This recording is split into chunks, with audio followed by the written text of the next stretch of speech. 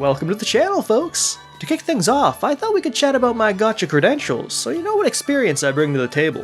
First and foremost, I've dabbled with a few mobile gachas in my day. I was a daily player of Mario Kart Tour for a couple of years until new content updates were finished, but when it comes to what you might describe as the mainstream space, my first big title comes down to how you define that. I usually give what I think are the most promising of these games a gander at launch, get far enough for the first initial pulls, and then put a pin in them until I'm ready to invest the time. With that in mind, Honkai Star Rail began that tradition, and while I'm still in a holding pattern with it, I log in each patch to scoop up a few resources and pull a couple characters, that way I can be in good shape for when I'm ready to dive into the story. Here's the team I'll likely be using when that adventure formally begins. Now, the first of the mainstream gachas I've actively kept up with so far is Wuthering Waves. What helped me maintain momentum with it was the fact I was there at launch, so it wasn't too tough to stay up to date as the months rolled on. If you're curious, here's my current team. To which stage will life guide us next? Anything I can help you with?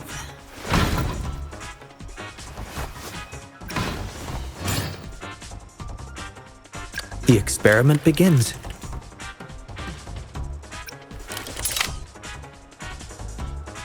I've also started Zenless Zone Zero, and while I suspect it'll see a little more action from me once it hits the Xbox, I think the main gacha game I'm keen to prioritize beyond Wuthering Waves is Honkai Star Rail.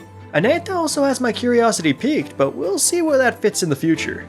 At any rate, I think it's also worth mentioning that I'm casual to my core. If any of my builds look promising, I attribute that entirely to my best friend, who's something of a gacha fiend. Basically, I pick out the characters I want to play, and he helps guide them in a better direction than what I would have found myself.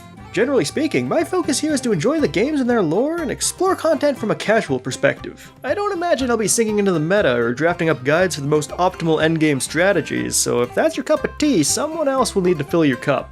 I'm also free to play focused, and never say never, but I don't imagine that'll change over the lifetime of the channel, so for better or worse, that'll be reflected in my videos. If that all sounds good to you, then allow me to once again say welcome to the channel. I hope you stick around, subscribe, and enjoy this little journey with me. Might not be much, but I got you, bud.